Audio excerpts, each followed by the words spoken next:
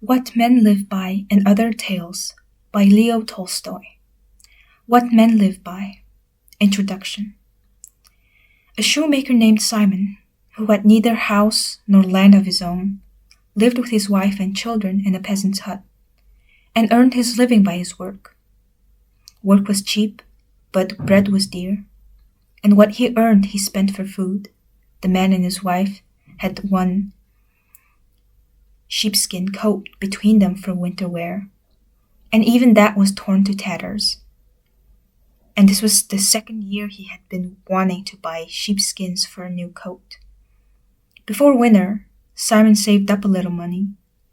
A 3-ruble note lay hidden in his wife's box, and 5 rubles and 20 kopecks were owed him by customers in the village.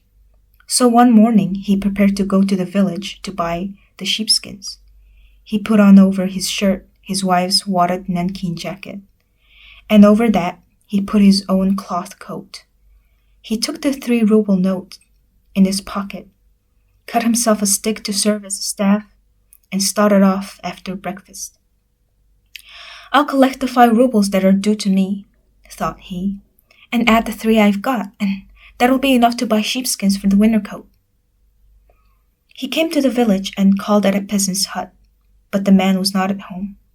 The peasant's wife promised that the money should be paid next week, but she would not pay it herself.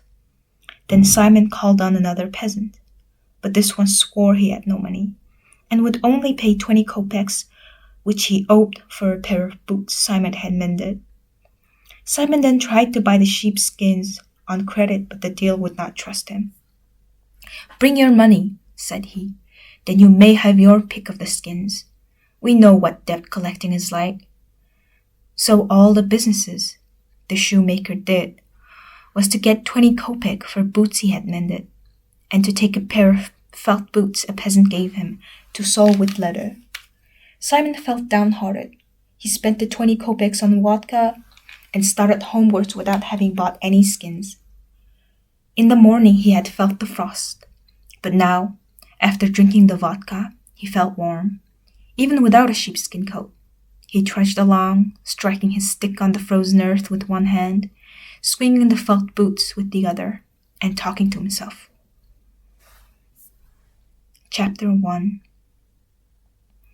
"I'm quite warm," said he, "though I have no sheepskin coat. I've had a drop, and it runs through all my veins. I need no sheepskins. I go along and don't worry about anything. That's the sort of man I am. Why do I care? I can live without sheepskins. I don't need 'em. My wife will fret, to be sure, and true enough, it is a shame. One works all day long and does not get paid. Stop a bit. If you don't bring that money along, sure enough I'll skin you.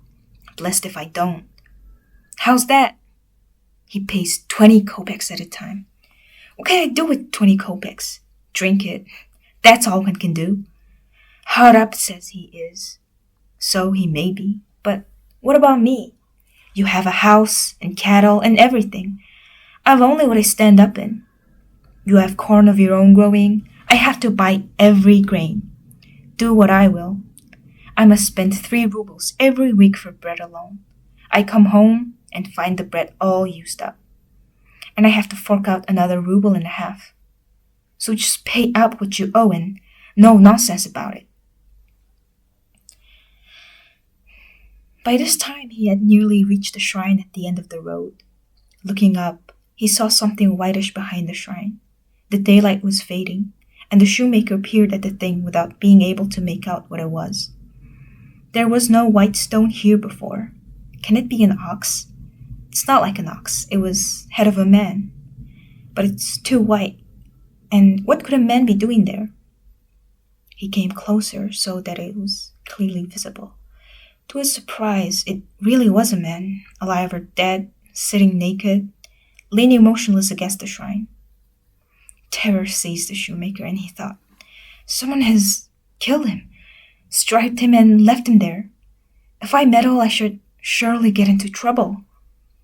So the shoemaker went on. He passed in front of the shrine so that he could not see the man. When he had gone some way, he looked back and saw that the man was no longer leaning against the shrine, but was moving as if looking towards him. The shoemaker felt more frightened than before and thought, "Shall I go back to him or shall I go on? If I go near him, something dreadful may happen. Who knows who the fellow is? He has not come here for any good. If I go near him, he may jump up and throttle me, and there will be no getting away. Or if not, he'd still be a burden on one's hand. What could I do with a naked man? I couldn't give him my last clothes. Heaven only help me to get away." So the shoemaker hurried on, leaving the shrine behind him, when suddenly his conscience smote him, and he stopped in the road. "What are you doing, Simon?" said he to himself. "The man may be dying of want, and you slip past afraid. Have you grown so rich as to be afraid of robbers? Simon, shame on you." So he turned back and went up to the man.